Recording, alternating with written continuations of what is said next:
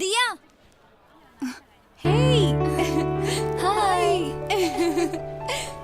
ജാവേദ്, ഇതാ ഞാൻ പറയാറില്ല സാക്ഷി. ന്യൂ ഇന്ത്യ ചാനൽ വർക്ക് ചെയ്യുക. നീ എന്താ ഇവിടെ വല്ല കുഴപ്പമൊപ്പിക്കാൻ വന്നതാണോ? നിന്നെ കാണാൻ തന്നെ വന്നതാ. നീ ഇങ്ങി വന്നേ, ഒരു കാര്യമുണ്ട്. ജാവേദ്, ഞാൻ ഇപ്പൊ വരാം. വാ.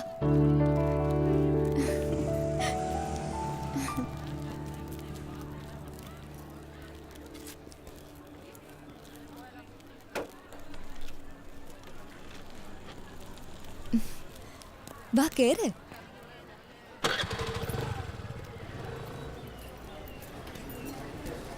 Javed, good morning sir. Very good morning.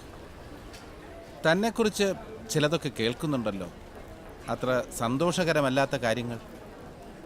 I know you are a very intelligent boy.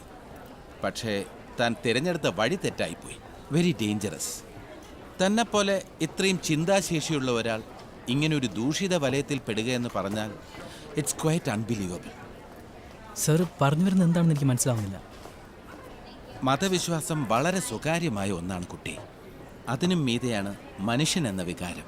Look professor Jalal ഹലി, താങ്കൾ ഒരു വലിയ പണ്ഡിതനാണ്, ഫിലോസഫറാണ്. ആ നിലയ്ക്ക് ഞാൻ താങ്കളെ ബഹുമാനിക്കുന്നു.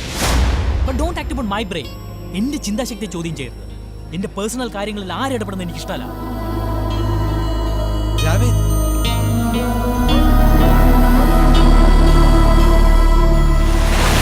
ന്യൂ ഇന്ത്യ ചാനലുകാര് പുറത്താക്കിയ പിന്നെ ഒരുത്തന്റെ പിന്നാലെ പോവണ്ടെന്ന് തീരുമാനിച്ചു. ഇപ്പൊ ശൂന്യതല്ല, ഫ്രീ ലൈക്ക് എ ബേർഡ്.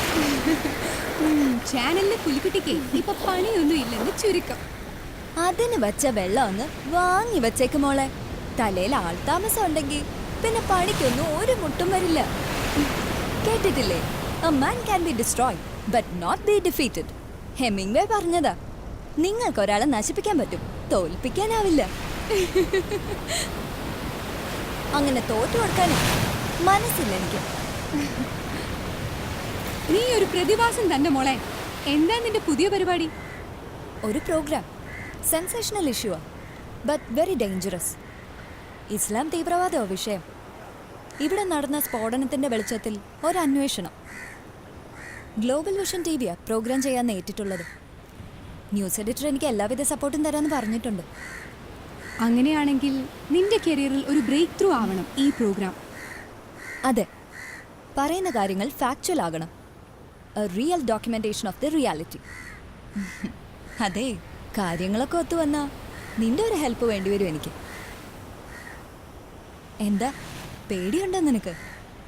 പേടിയോ? അതെന്റെ ബ്ലഡിലില്ലല്ലോ മോളെ. ഝാൻസിക്ക് റാണിയല്ലേ ഞാൻ.